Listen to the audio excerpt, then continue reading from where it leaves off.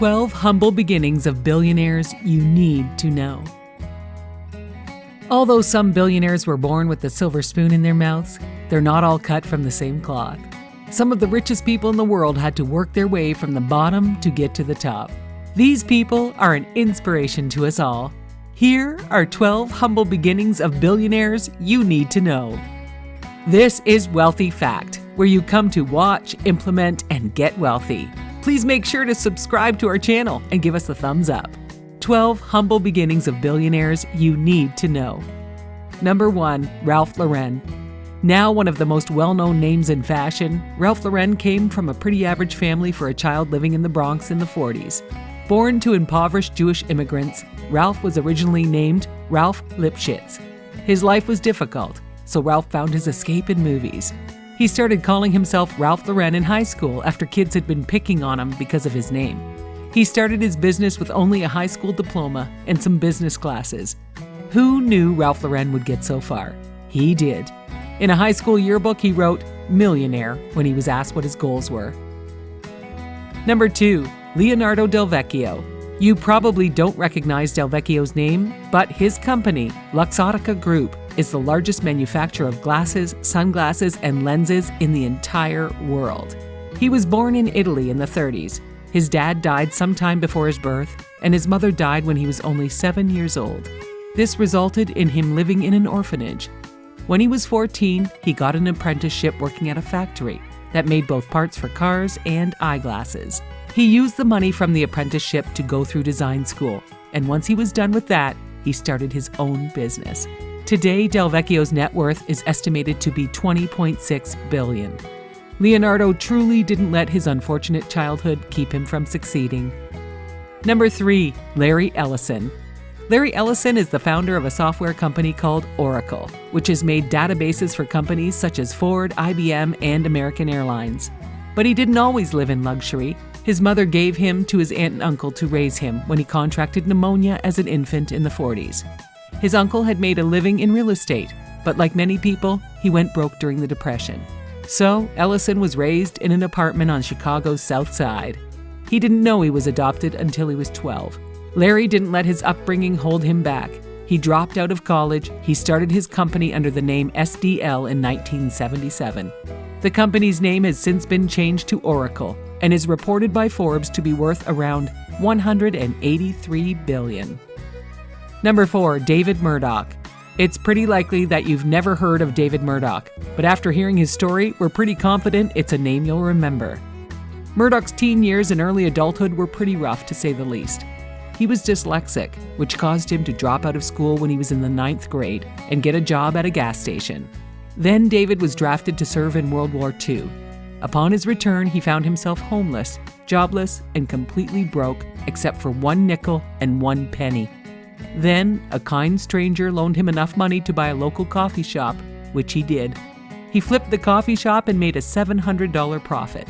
This was his first real business success, but definitely not his last. Every time he made a profit, he used the money to invest in other pieces of real estate and buy shares in several companies. His biggest success was in 1985, when he bought a struggling firm called Castle & Cook, which owned Dole Food Company.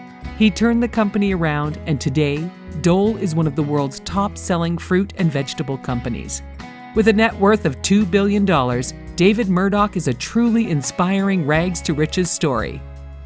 Number 5, Kenneth Langone. Octogenarian Kenneth Langone is one of the founders of Home Depot, which has made him billions of dollars over the years. His parents were working people who lived from paycheck to paycheck, so he started learning to make money at the age of 11, when he would sell Christmas wreaths and recycle cardboard. Kenneth had several jobs and side hustles during his teen years. This work ethic is what he attributes to his success. He went on to earn his MBA in business. After that, he and 3 other partners opened the first Home Depot in 1979. There are now over 200 of his hardware stores open nationwide, and his net worth is $4.6 billion. Number 6, John Paul DeGoria. John Paul DeGoria is the co-founder of John Paul Mitchell Systems and Patron Spirits Company, and he's worth billions of dollars because of it. But he's had a pretty rough life. As a child, his mother couldn't afford to raise him, so he was a foster child. In his 20s, he was homeless and living out of his car with his kids. He was a struggling door-to-door salesman. Around this time, he started the John Paul Mitchell systems of hair care products with his friend, Paul Mitchell. Mitchell died shortly after their company took off, leaving DeGoria to run it by himself. Since Patron is considered to be a high-end spirit that celebrities and musicians drink to show off their success, it's easy to see why DeGoria is now one of the richest people alive. And because of his difficult early life, his foundation gives somewhere close to $2 million to various causes each year. Number 7. Dowan Chang. Dowan Chang was born in Seoul, South Korea. He met his wife Jin Suk in 1981, and the pair immigrated to the United States. Once they were in America, Chang took multiple minimum wage jobs just to support them. While he was working, he noted that most of the rich people were those in the fashion industry. So he used his money to open a clothing store called Fashion 21 in 1984. It was marketed to other Koreans. Eventually, he rebranded the store and it became the iconic fashion store that we know today as Forever 21. Chang has opened 600 stores worldwide, one of which is in his hometown in Korea. Number 8. Guillaume Liberte. Former CEO of the famous traveling artistic circus troupe Cirque du Soleil, Guillaume Liberte has led an interesting life. The Montreal native graduated high school and then promptly went backpacking around Europe, learning from other performers while he was there. He learned to become a fire breather from some of the best fire breathers in all of Europe. In 1982, Cirque du Soleil made its debut at a festival in Quebec that Guy helped organize. For the next 5 years, they performed in various locations around Canada, but the troupe was beyond broke. In 1987, Los Angeles mayor asked them to perform at the Los Angeles Art Festival and offered them a cut of the profits. Guy bought them all one-way tickets to Los Angeles, so they had no other choice but to make it. It's a good thing they did. Today, the street performer turned billionaire is worth $1.2 billion. Number 9. Oprah. Many of us grow up watching Oprah on television, so it's hard to imagine a time when she wasn't Oprah rich. However, hardcore fans know that she's talked at length about her upbringing. She was the result of a fling between her mother and father, and she and her mother lived with her grandparents on a farm in Mississippi with no running water or indoor toilet. When she moved with her mother to Milwaukee, she was sexually abused by several family members. After moving to Nashville with her father, she won the Miss Black Tennessee pageant in 1971. In 1983, she took a job in Chicago doing a morning talk show called The Oprah Winfrey Show. It was so popular that it got syndicated and became a nationwide talk show phenomenon. She rose above her troubled upbringing and has now become synonymous with rich talk show hosts.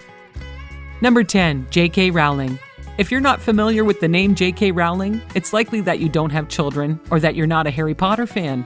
The author has amassed a fortune from the series. When she wrote the first book, she had just gotten a divorce from her husband and moved from Portugal to Scotland. She was jobless, pretty much penniless, and dealing with a pretty serious bout of depression, while also caring for her infant daughter. She wrote at cafes and could only write when her daughter was asleep. So she walked around with her daughter until she drifted off to sleep and then penned her masterpiece. She's now a household name, and her books and their movie adaptations are beloved by millions. Number 11. Tyler Perry. Most people know Tyler Perry from roles as Medea in the movies and plays he's written. But what most people don't know is that Tyler Perry started writing because he was inspired by the Oprah Winfrey Show to start writing in order to deal with his painful past. She said it could be therapeutic, so he tried it and found that not only did it work, he was pretty good at it. Perry had a pretty bad relationship with his father, who physically abused him as a child. In fact, his name was originally Emmett Perry Jr., but he changed it because he was named after his dad. Once he began writing, he actually got the closure he needed to forgive his father, and becoming a renowned billionaire is the cherry on top. Number 12. Elon Musk. Elon Musk has become a household name, and if he's not a household name in your house, he probably should be. He's become the face of entrepreneurship and technology in the United States and the world at large. He currently owns SpaceX, Tesla, PayPal, and SolarCity, but he recently opened up about his past in a tweet. He arrived in North America from South Africa when he was 17 years old, with only a backpack, a suitcase, and $2,000. He paid for his college education himself, and he's quoted as saying that his college debt was 6 figures. It's really hard to imagine him as ever having been a struggling inventor. Today he's doing things such as pitching the idea of a SpaceX package for Tesla cars that come with a system of rocket thrusters that line the car, which would increase speed and handling and might even allow it to fly. That concludes the list of 12 humble beginnings of billionaires you need to know. We hope you've enjoyed this video and that some of these stories were inspiring to you. Comment below and tell us which one was your favorite. Be sure to subscribe to our channel and ring the bell icon for more content from Wealth Channel. Don't forget to check out our sponsors and follow us on social media.